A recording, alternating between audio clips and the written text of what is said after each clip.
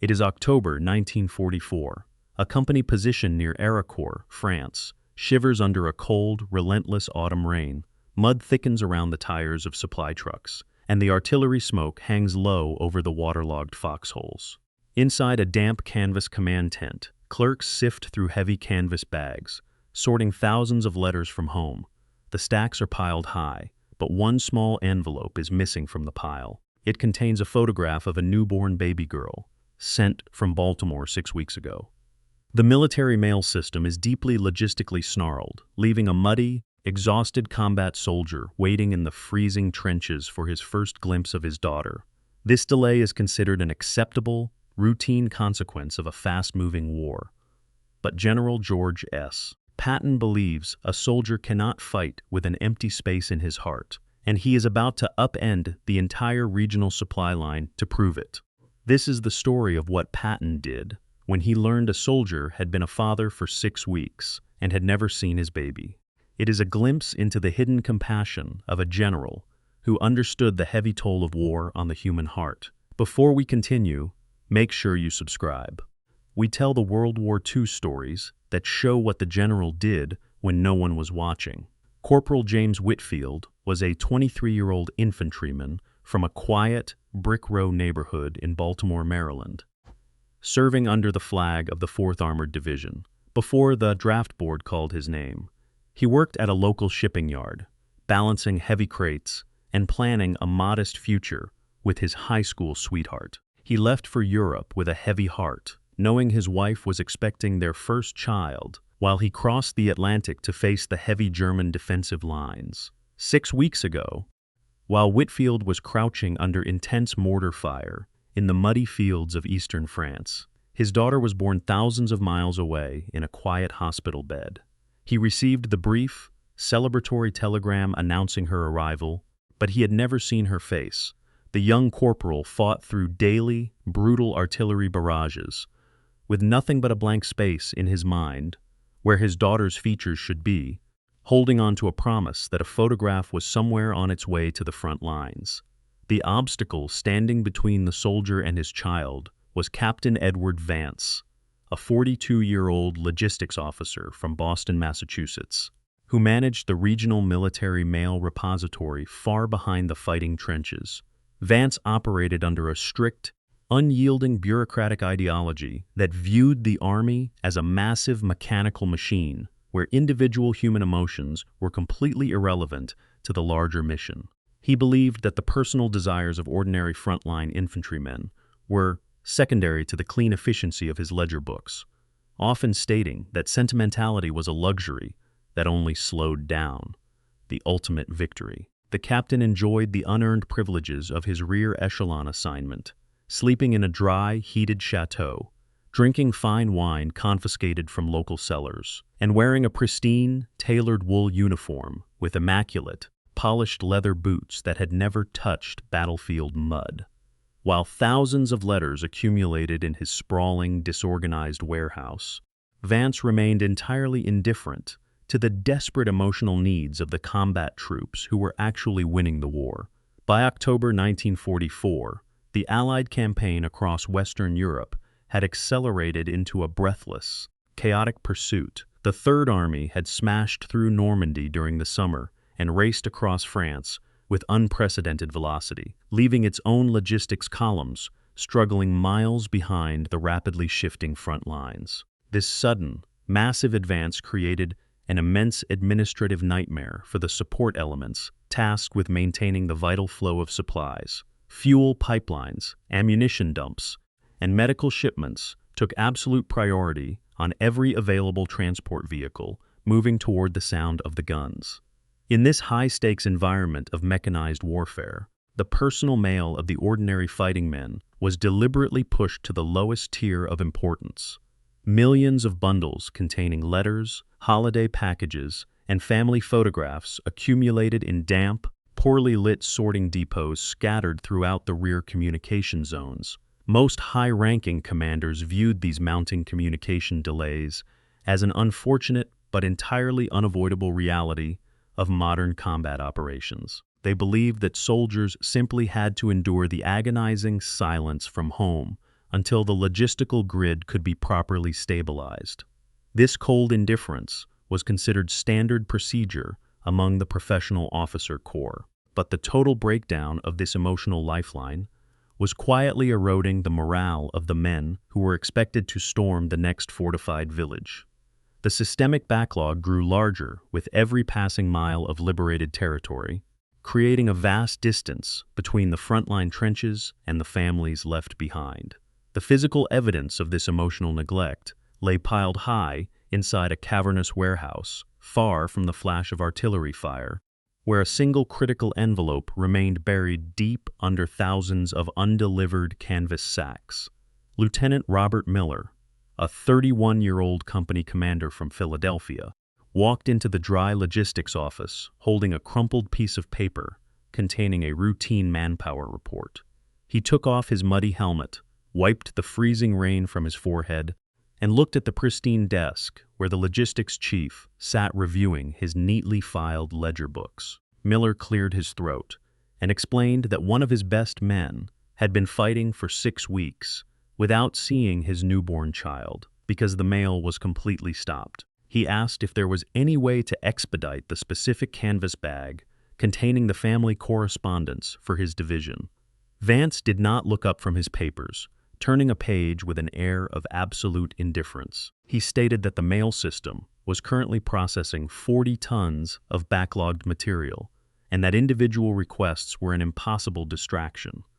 Miller stepped closer to the desk, insisting that this was not a normal request, because the soldier was losing his edge out in the foxholes. Vance closed his ledger with a sharp, deliberate thud, leaned back in his comfortable leather chair, and smoothed the front of his unwrinkled wool uniform.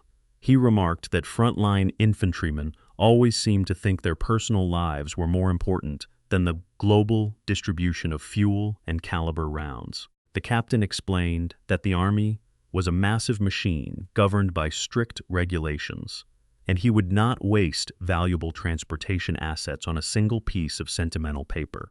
Miller reminded him that the combat troops were the ones dying to protect those assets. But the argument fell on deaf ears. Vance smiled coldly and stated that his orders came from the Theater Logistics Command, not from emotional officers who allowed their judgment to be clouded by the complaints of common draftsmen. The lieutenant realized that further discussion with the rear-echelon bureaucrat was entirely useless, and that the rigid hierarchy would never bend for the sake of a private soldier. He left the chateau and immediately reported the situation to the battalion commander during the nightly briefing. The detail regarding the stalled photograph seemed destined to be forgotten among the casualty figures and fuel shortages.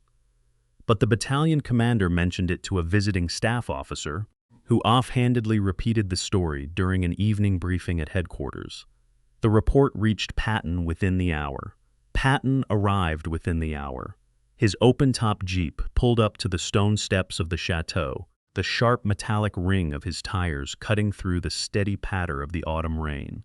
4 brass stars gleamed brightly on his helmet liner, and the ivory handles of his revolvers rested against his hips. He walked into the sorting office unannounced. The clerks froze at their desks, and the sudden silence in the room was absolute. Patton did not raise his voice. He stood before the logistics chief, with his hands resting lightly on his belt.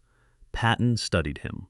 He looked at the captain's immaculate wool coat, and then down at the polished leather of his boots.